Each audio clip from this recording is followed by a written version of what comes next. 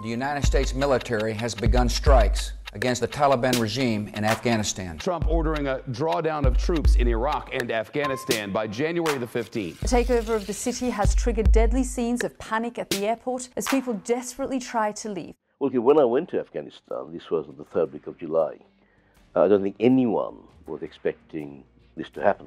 Then suddenly, all around the cities just kept collapsing.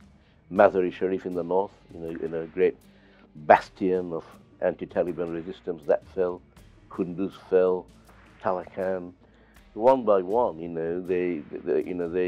Kabul was getting hemmed in, and then Herat fell. And I remember we phoned up our Talib friends to ask what happened, and they said, they just didn't know. They said, they walked into Herat without firing a shot in anger. One day they were fighting, and the next night they came in, and the government forces all fled, and they took over. And that was the Fall of Kabul.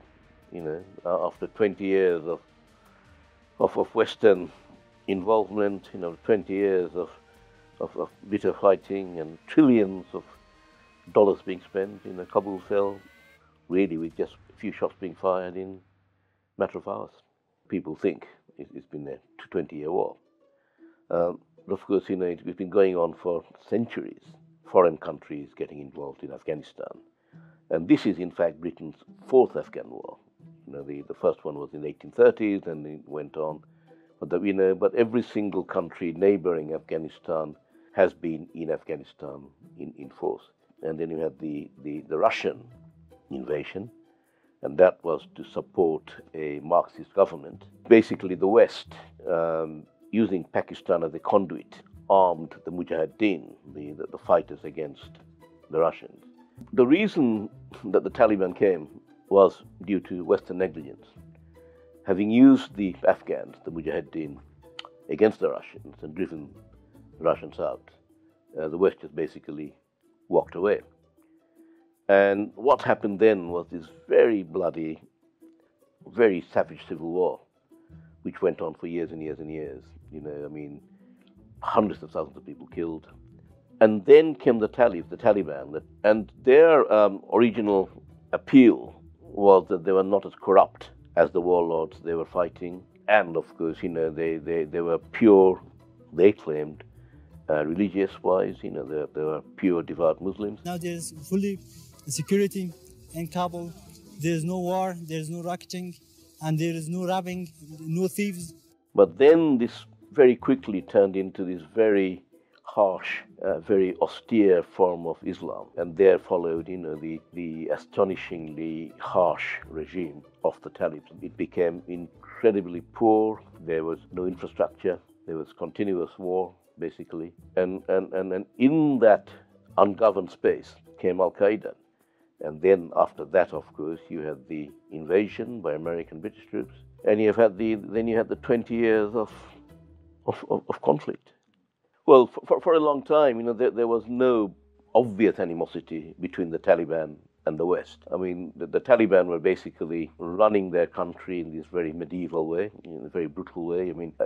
You may recall people in the West saw scenes of the football stadium being used for executions of women, for example. But in the meantime, Afghanistan had become a breeding ground for all kinds of Islamist terrorist groups who did hate the West. The biggest one was Al-Qaeda. That's where the first time, really, that this direct conflict began between the US and the West and Afghanistan Taliban.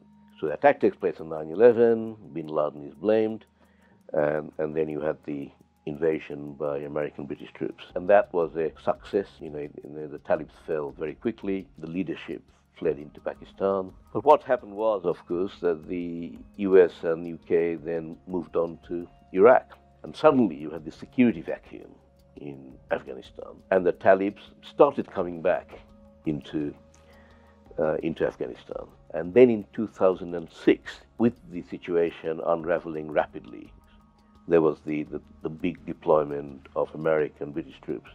British went to Helmand, and the Americans went elsewhere, basically. And that was really, if you like, the real Afghan war. Because if you look at the casualty figures between 2001 and 2006, there weren't that many Western casualties, and even not that many Afghan casualties either. But from 2006, that's when the war really started. So when the withdrawal began, when Bagram Air Base was one of the centers of the operations against the Islamist counter-insurgency operation, massive place, and the Americans abandoned it. They left at the middle of the night. They didn't tell the Afghan military they were leaving, and they left, like thieves in the night. And they moved out, and the local mob came in and stripped the place bare. And that happened in so many places that the Americans left without telling their Afghan so-called comrades that they were leaving. The reason they gave was because it's very possible that what they said would then be passed on to the Taliban, who may try to attack them as they left, which didn't really make sense because it was in the interest of the Taliban for the Americans to leave. So why should they want to delay that departure by attacking? But that was the reason. That was the reason given. When the evacuation began, Kabul itself was very quiet, very calm, partly because, of course, there were no women in the street. All the shops were shut. There was no money in the banks and very few cars around. But then, as you approached the airport, you saw these sort of massive waves of people, trying to get to the airport. Cars were being abandoned. People were dragging their cases for miles to get to the airport, because many couldn't get through because they couldn't get past Taliban checkpoints. We spent the following days next to the airport, not in the airport, but next to it. And the violence, loss of life, really took place in front of us.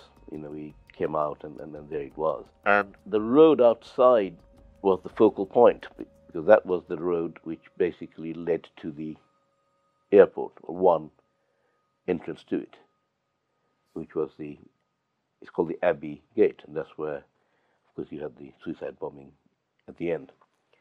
But that became their first contact with Western forces.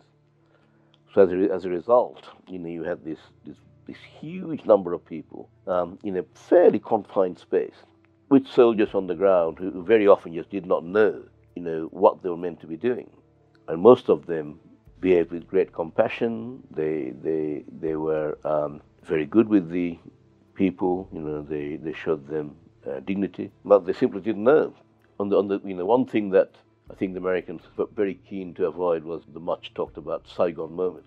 They did not want the scenes of the helicopters from the American embassy in Saigon lifting up people. But that's what happened. On the day that Kabul fell, we saw the Chinooks hovering over the American embassy, picking up diplomats, etc. That was Afghanistan's Saigon moment. The Americans had to flee by air, and then you had this rush to the airport.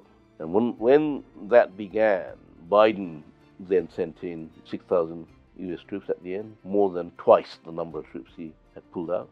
And then you had the airlift, the evacuation, and all that happened there, which was chaotic, violent at times, and then with the lingering aftermath of people, hundreds of people still trapped in Afghanistan. You had some flights taking off with very few, which I gather got publicity over here, and that's partly because the planes didn't want to stay on the ground for too long because of fear of attack, and there was shooting going on all the time in the Kabul airport. Every night there was some shooting. So it was certainly not safe.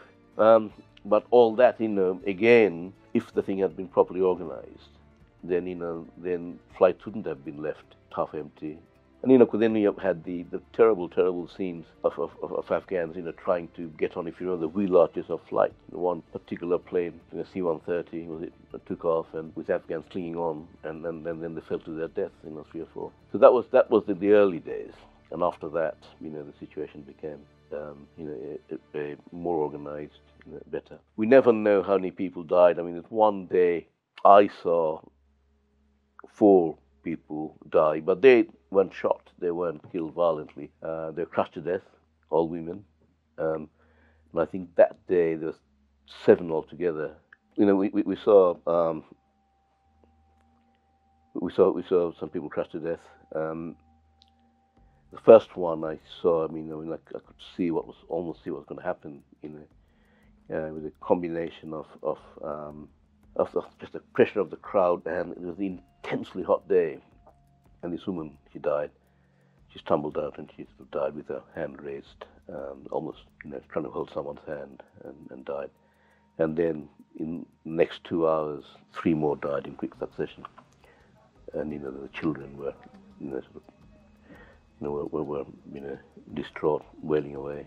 There was a young girl who had asked me to try and find her, help find her mother, and I looked and we couldn't find the mother. And then a bit later on, the corner of her eye, corner of my eye, saw this little girl go up to where the bodies had been laid out under shrouds, and she lifted up one of the shrouds, and then she fainted. It was her mother. So that was, and then this poor girl had. I remember her vividly. She had lost her hand years before in a bombing, and a young Hazara girl, and she was saying, "I've got no one, and I'm very, very scared, and I'm very alone." So you had scenes like that, and I've been to Afghanistan, for 20 years, and I've covered, like my colleagues, lots of conflicts. I think there's one thing. Obviously, it's never easy, never pleasant to see people getting killed in fighting or in bombings or whatever. But this just seemed so needless, into such pointless waste of life, and it's happening in front of you, and there's very little or nothing one could do. So if you are, obviously, as we said, you have an entire generation which had grown up not knowing any of this. For them, it's an absolute trauma. And if you are a young Afghan woman, and we've met so many of them. I remember on the day the Taliban came, the sister of a friend of mine, and she said, I'm 20 years old, and I realized my life has ended, the life I wanted. People have died, and that's terrible, but also a lot of people who will be serving a life sentence. There was, and there'll continue to be a sense of anger about the way it all ended. That was my 24th visit, the last one, and I've been going for 20 years. Others have done even more than I have, and among journalists, among military, aid workers, diplomats, this burning sense of anger, the very casual way that Biden washed his hands off, the Afghan people. We found it quite disgraceful, actually.